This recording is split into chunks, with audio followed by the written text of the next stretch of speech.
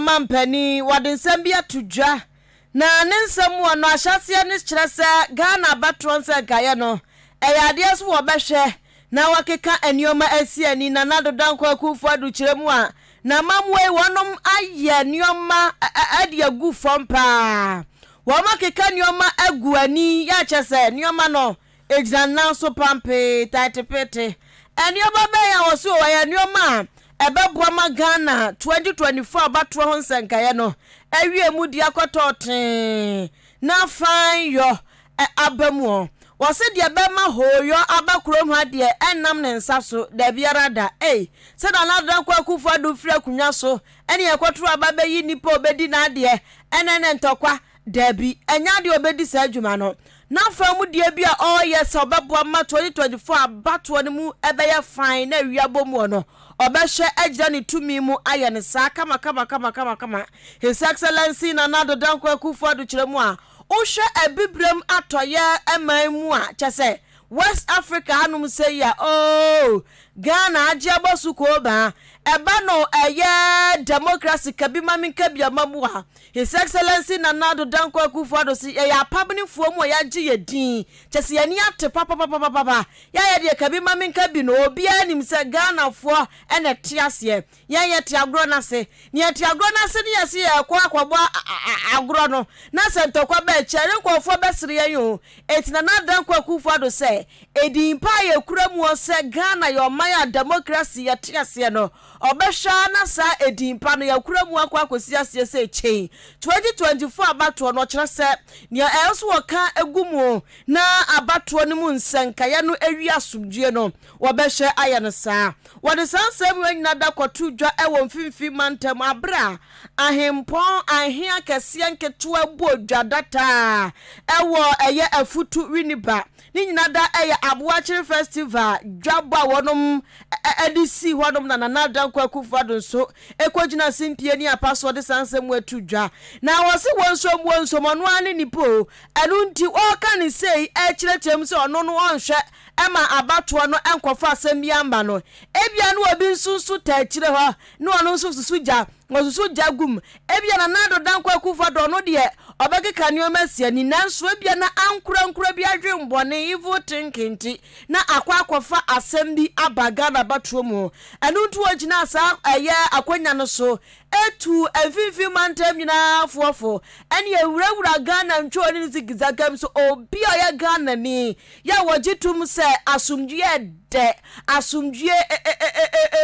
emu wanimonyam no sa onia no nhwɛ sɛ onkɔ keka ne ho ankoye bibi basa bia ma embeto ya sumdue ngu na 2024 abato ne de oso ofiri ade so no e wo so ode bibia gumu wano nti onde obe na famu de nti Ghana ni awon so to aba ye wa famu de ene nyina ni se aba to aba de oba be di ma de o meme de no abetumi aye emrada ya de atiche o man sense we am premi no ana no obi for so aba afen so ma se be dem for so no a do breast say ye yi won foforo samo bibi man nyina ye ni aje edi tena kana ne ke bia mambo no ye ni atiase pa Esamo afizo kumanya nesa yempendo pasa bia ewa yentu abenkai ede wanya na so atamwase yemba se so bia fa kuma kanka ento yem ontia se yeba be yentokwa aba yeba be to yentokwa yeba be ko so bia yana kado se fia ba yeba be to ifutuma efifi mantem Ghana bada eba be ko wanu yekufa do breso ene yeba be basa wa bato so ewo kati de me ba se ba be se nanom ni amanfo ye mbomodin ni enhwe ni enye bibia brao man yes nyina ehwe obi atu usa ampa Ghana fo bidi ehuni bibia so ye no fefe ani awutie ye ayo chima piesie His Excellency Nana Adodankɔ akufu ado na sajabo na se me kire aboakye festival ya wonom bodwa ya Nana Adodankɔ akufu ado kojira simpie ni apaso din sasem watu dwa no wasan so to aso bia kyerem se enkomo bi koso wo Ghana ha se ya ne sere pa ede ba no na nkofo bu no amanyosam no obusa so wo ya ne sen wo kuro ha na do se okwagina simpia bia so a ode to Ghana fo anim se me ko enti no hwa se mo de Dr. Lahaji Mahamudu Bamia be ba be si manan simple fefefe na so enkwafo bi so matikwa kum oma tese etikwa na pai wo matwa to atwene from tese wo mo nan wo ntiase adan Nyankopon na si he Nyankopon na tu he no ozi we ani hwe de hwe adan nti na meko na nipa no obi su gira o me party baomia onya me party ni baomia bedi made amakabone enti no party a wono no wa ba mu ya one man homaden ya wa free mu Ghana fo ato abatia no no okọ ye na do dankwa kufu ado no mampani aba betena so 8 years ni na so wo kwa wo se mo onya campaign man de oba ewa MPP abanyoku wo so wonte ase sasem no oka no ya nkofo ente ase no so na do no onte ase se NDC fo no ente ase na se Nyankopon na tu hin wo si hin a ene adenti no mo ntra dem campaign se ni kwa so komo ye enzo mba campaign se Nyankopon na tu hin wo si hin a ade na nkofo tabri sika ho ha digu akamu eyezu adentia se Nyankopon na si hin a kasikasa bebrebe no kwa mo de ye de kwa mo ntra dem no Nyankopon enzi hin wo krom he oso won de bebi obegire bi obeka say about me no obedi na di otom ni ba ba ko se mi ja me ti bo bi na ase me kan e bi no jase oni pa ma wa be tu wa kunya so abibia so amaye no ji ho achi ye se me ti mi ja me ti ma so e ti mi ba na sa na no ma che kunya so ya won ti ase kwa so bi wa be tu wa kunya so o be kwa no na wa me fan so me ti ne bi ti ase ni se kana ko ba le bwa me ma hu se ba ni sa e le ba ni tra ye be tu ya ma djuma na to aso e bi ama be bi ti am se na nati e wo ki am ni se obetumi aye e ma abroso e be bi e do o di be bi e be ko ani akawo e ye Mamadu Bawumia the rabbi said to mine, one time do a cheat. One time do a cheat. Abadi Yama or no, every year about me. Now, if my pa MPP about 8 years, or no, so you're quiet. But I must say, that boy, someone. On shada yini yo munshira po mako na nado ni twi eda pa we ka ho tu ni adwoso no de kwa efifi batem twi no kwa eda pa ani ha utie ye Ghana mampani His Excellency Nana Adodankwa Ekufu Ado afi yenko bambon se mwen oman Ghana mo ade ba kwa ha adwen pa na ade ba kwa manfo fa kunkrofo eya asase enganga so kwa kroketom no asase ko di obi asase ho agro ode ba ji usisi a ene onene kwa asase ho a ene hyenini osnya hyenini ehyenini anya hyenini onga hwe bonzo akwa kotokosua shnap na akwhye baby kwa na odi masase pan entu be ukonkro nketuom a eho pa engofo dodo na eto nana no monse ebinom efansase ho ensase ho ntokwa onene kokun ba ko mienu miensa oyoba wankotwene tu angusu a na se be manso na zo de kosua no shnap na de juice pan ene yenya de bo se pan so asase nduabo ekum ntem papa ene ekrokitom kwan wo mfa so ko asase ho no uba krokase mu nso a wo mna mu modua wo mu nso mu ndwo mo to ase na wo mu de ne de wo mu de mema ye fre wo mu mintigai mema ye fre wo mu owombe ya wo mu ma no num ndua no num wi ya oba o kan hwe a omfi enti sangofo bi no mo de wo mu de ko asase ho na ya to wo mu din so ye fre wo mu langas na wo mu ba wo kutakuta moto ezansansa ase no enkrobi wo no abeko na emu ayekese enti wa chirichirichi ntache ma ne moto na langard kron odi achinchim ti wo mo ba kwa miama ni tua mi hu ya mani tua ye enkofo isaso yo bebre be ye 20 aduonu wo mu na asaso bia akuta moto na wo moto no so a ase ne time na dade wo mu de namfo no mu se twaw wo mu bani na no mu pun usie entu wo map no dimirika no akwatete wa wakoto asase na wo yeso adwuma no langas fo ya wan pe ba bia fa otiam fa ade om de be yo no so mo ka so mo juice kan wa ntua ska na ade om de be wa bebu onum wo betumi asesa wo head pan wo betumi asesa wo shovel o pickers enyo ma do de adwuma ni na wo mutumi sesa ko se sika wo mo pe no wan fa ma wo mo adwuma ndu be di no enti langas ne de wo mo de ase atutu ade na ne wo mo nsu a okonkuru Ankasiebo mu a wo mo kun ema ngrofo e wo mo nsase so anase ebinim so fa ho edidi akeke ebimu adwuma no na langas yinso ebinom fa ho eprepre ebinom fa ho ekunkum ebinom na no ka so a de esi ya langas ni eno akotwetu asi sojani so atuni tuo pay na de obedi obi awumpo sojani osan hye uniform ena akotunu tuo nini na eye langas ne nsase ho ntokoya na eno nam so ama Dr. Baumia ya Franka Tunima NPP amanyuku no openyini de atudwa se nyame na dum ne so ba be mampeni langas nso odon hyehye eba obema sa ntokọ bebrebe wo ensase so no nini na to atwa Dr. Alhaji Mahmoud Baumia se oba ode land digitalization eba ye no ebeboama obi asase ho abakosem titu ne de ye oman ne de ano nini na ebenya ho yenya ho abakosem o asase no 15 by 29 meters 18.5 meters eye abandia ahane yanum se ye de besi post station ahane yanum se ye de besi edwa sanuma ni na oman ne kama na egunfidie so entinya fi na abasomo bi so onkoso enkoko ana onkotwe ho daare se de be ya nyoma nina no langas ntokwa no nini na etu ebetwa enti Dr. Alhaji Mahmoud Baumia pese o chese ono no pasomje de bia na kakami nanu anda ekoba ne senya na ode hye ba ko afuma to nanan mo nse dui enti ono de onpesa wuwo no onpesa ntokwa onpesa asomdwi no no de bia na ntokwa kakami no opeso yi sanyo mani na afro enti oba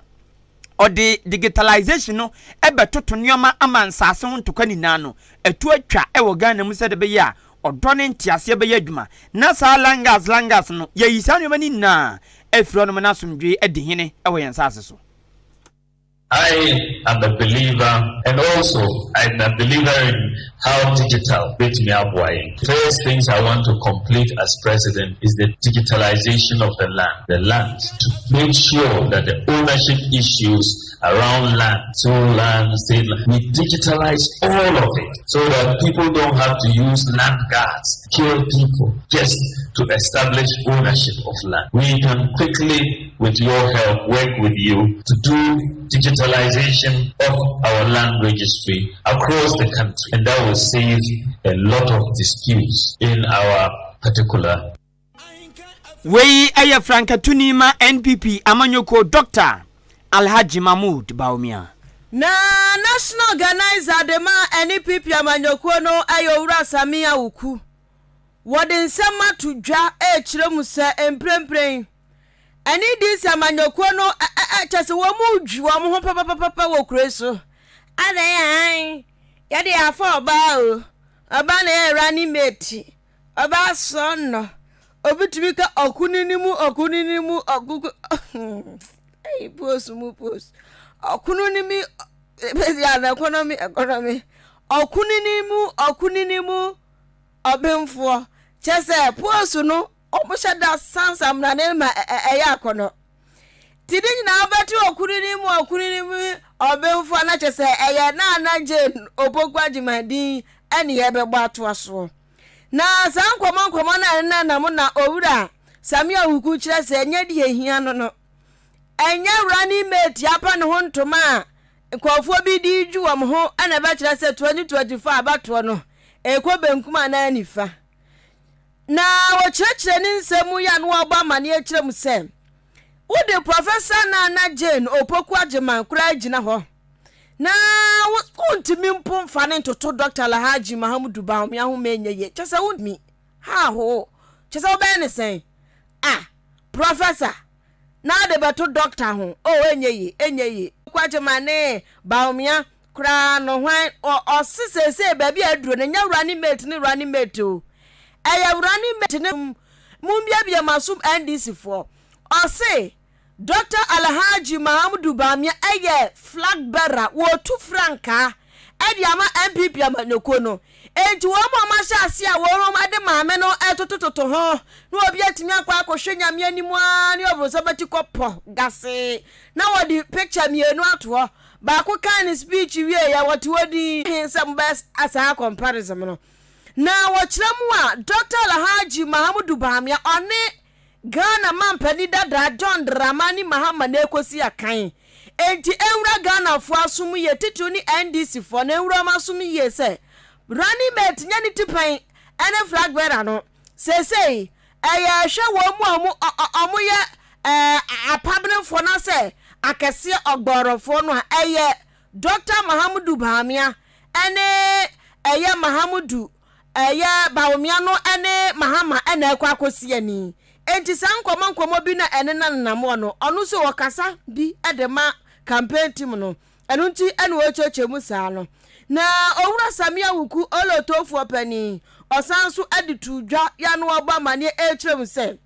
agro na womudi ewa manyosemu ano Professor Nana Opoku Ajeman wonka ho baabia o amanyosemu agudie no oh ba omi ati agro na se papa enti ya ba game ni mu pa dia amanyosemu game no mo bono a amame no kwere omfa ne to baabi na no nsam no ko kan ni nti ana na no nsam no akoko kan ya na ya ba na kwofo bi so mo yese no ensansam pe wa no ko kan ni nti ena kwofo pe so mo ya de toto ba omi ho enye yesa na ya ba na nsam pe wa ba omi onim kapa 2016 murafi ana wa kansam kra de chense enu nti no oso onto ne baabia na papa chirechiremu se di omode ne bra no kra no wa onto maame no chese maame ne nto ne baabia running mate na MPP fo akato na abro no wabo ni din no maame we kra chese maame no ewom se wasua de ampa professor ne de waye wasua de oyo ba wasua de owonim de na so yaba na amanyosemu adisua wonyandru baabia wonyandru 5 mpo no abedu 10 da be no bedu 100 oso di omod bebo ni din no so se running mate obeka Dr. Alhaji Mahamudu Bahamia ho no ni mu odru papa peme se empampa ye tete ama akwada mu no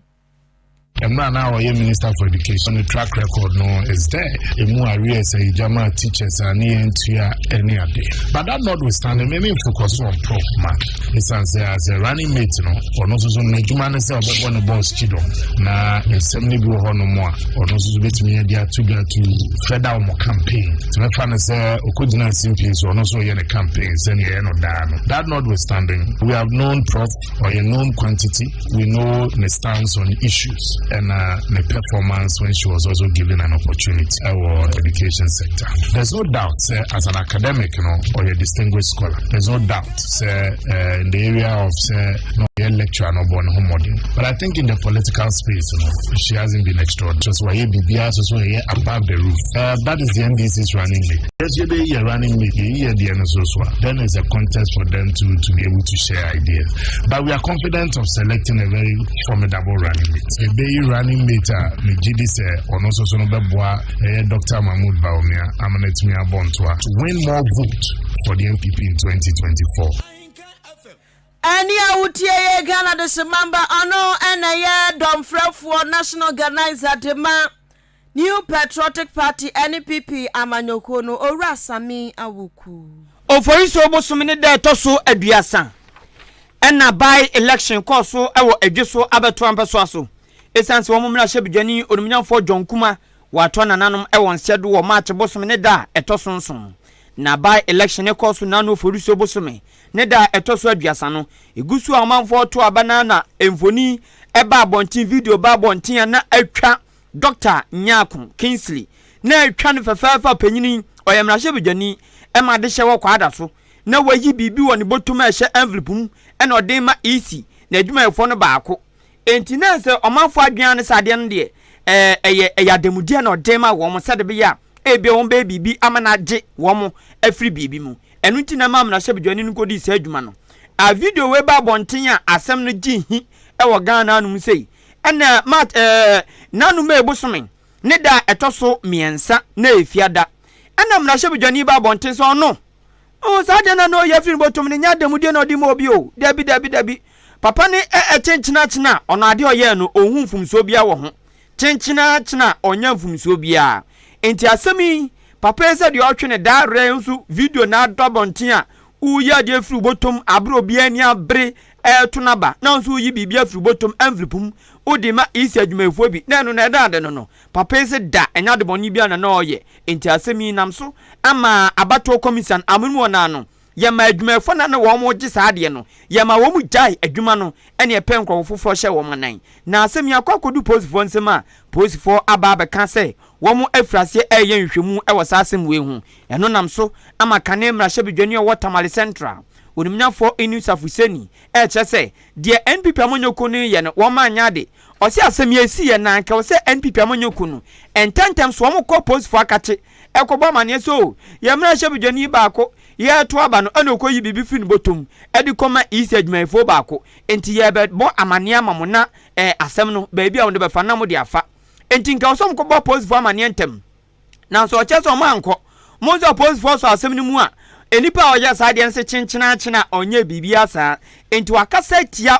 tia NPP for say woman tumi anya ne ntem ankobo posifo amane se de mrahye bidwani ema ye a party no de wakwakọ ye ni wo manye sa no manya de kura owura enu safuseni to ne nsem so ena o chechemu se de ekoso yi se tokoso aye se ye a Ghana kebimami kebi no ena ye ha no na so akamia asase yenim na so yenim pa wakasa tia ne ya ekoso ene NPP fama ne anam wa wo mutu efa saade we hu ne kura no se ne wo pa sa asem we na omanfo bi tumi hwe video no ebinim tumi hwe mfoni ni na eto tumi ba radio so TV so wo mutumi gina bontin ba bi ebo papa hu ban se papa na de oye no onya adeboni bia na so ade oye ye entwa emfamra kwan so enyenyenyenyenyen tie ne wonwa se NPP fo bi so ebo no ho ban so kwada so MP ade oye mfumso bia ni ho so de bia chinchinga bi no oye firi botoma mo be de hu wo mu defend papa no ena owura inu safuseni se dabi NPP fo yesa wo manyade.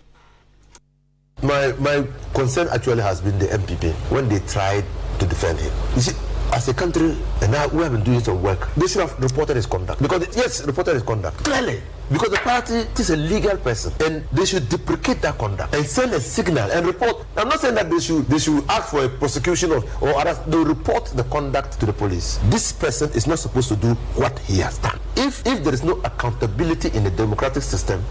it breeds impunity. Somebody else can do the same thing. You report his conduct. I don't think that we yet understand the influence of money in our politics. We have so monetized the electoral system that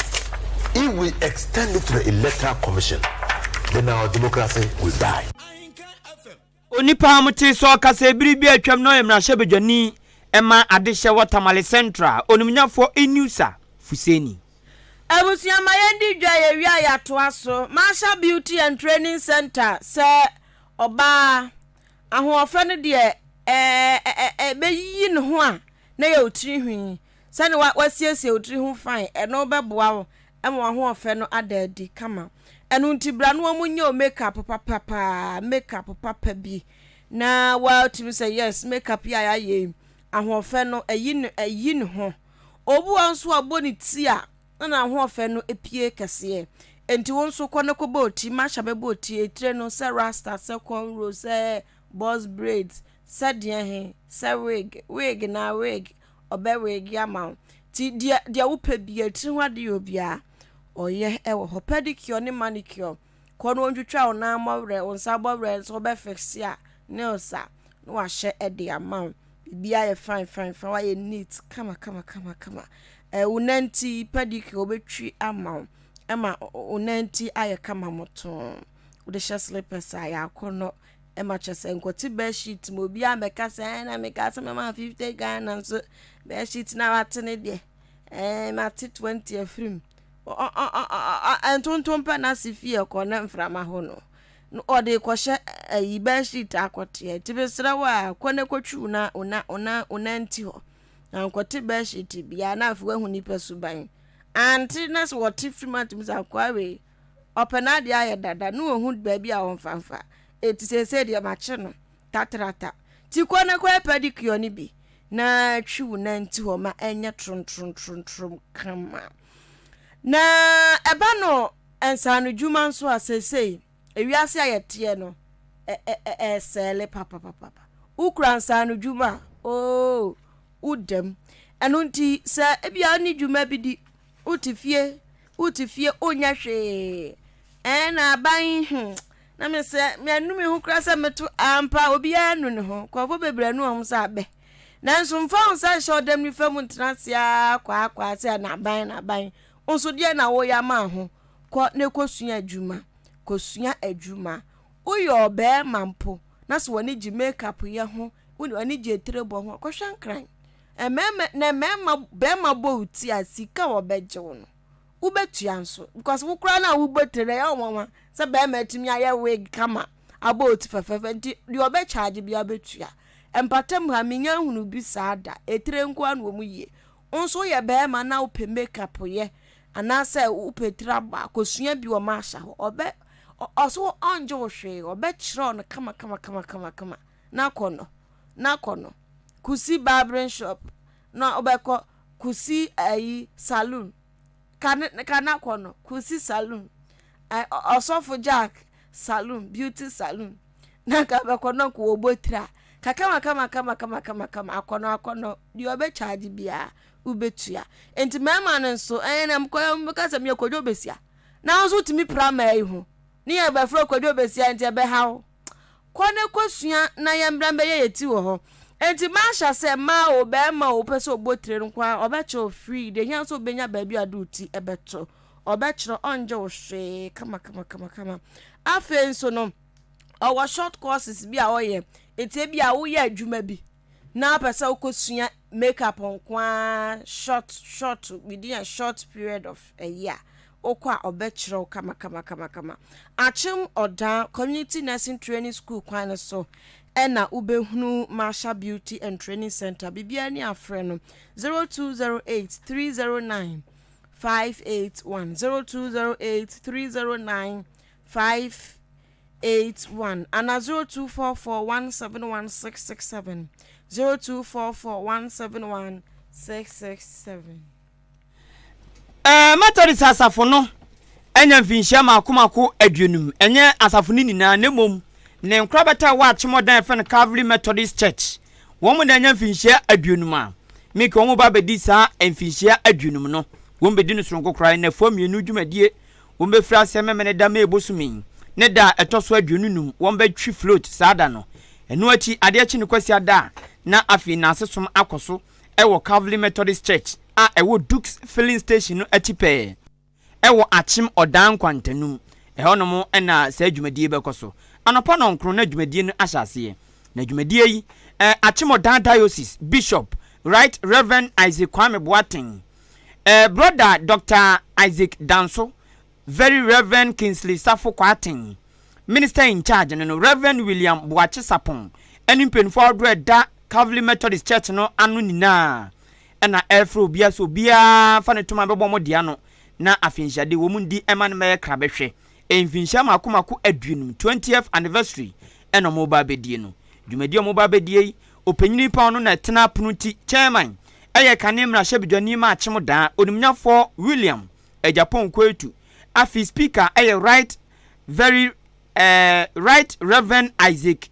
Kwame Boateng minister in charge empenfo bi so matonsa from so mfo monimonyam omunim die womu titiri omu ye ewo mamu ene womu nyam som ne womu anamontuo edimpo mu ja sanumani na mfa metai dwumadi achi eyo numnyafo na ya osafomafo onumnyafo Alexander Kwasia kwa achimdamra hyebidwani onumnyafo Victoria Edukane abankra tipani achimda obrempons demfi safro kire a otosumienu kotokukro ntihene eni penfo do bebri ipacho sada no mo kire se atade opeso obabia obetumi ahye eye fita enko utiri sukosi unase enye fita eye Methodist Calvary Methodist Church infinhia adwunma omubedi March Foundation esomo pe enkrofo so wo masene na wo ma hye wo mu kosua dwa why ready so betumi aton kosua nko a de a mepacho enati we ye bra so why ready nko a bra ya ebe moska ya ebe hye odwa no na we frase aton oton fa so no fa mre yen wa na obefa fa so na afi unso de abo obra entu yo ba na wutie me ana onipa bia na pese oton kosua betumi aton kosua nko a kosua nko a banfo besen yemfiu bayere yemfiu moko yemfiu jene yemfiu nemum kosua yebefiu enti kosua nko a se ubetumi adi kosua dwa Match Foundation se bra na onso wasene ne hye se adwa no na nso frase fatwitwa atwa ho a na fatoto nneoma ebo bra enti ba cho se wani gi ho a Brian Kefem be register keke betwe odin keke eno ano no na ebre ndu ane aye amamre ne amane de wo se ye de ma ne aye amaw na wafiri udwadie no ase se obi nso pese bi o donate eba Match Foundation mu a onso betumi asende o kakra fa 0593 346 557 0593346557 edin ebeba eye Francis Mensa eno ni mumu line no nemu reference no eya na Match Foundation na bibia nkodwo afei ma yento apram to bra Akan Kasiebo no esoe na wo kira wadwen 0533898915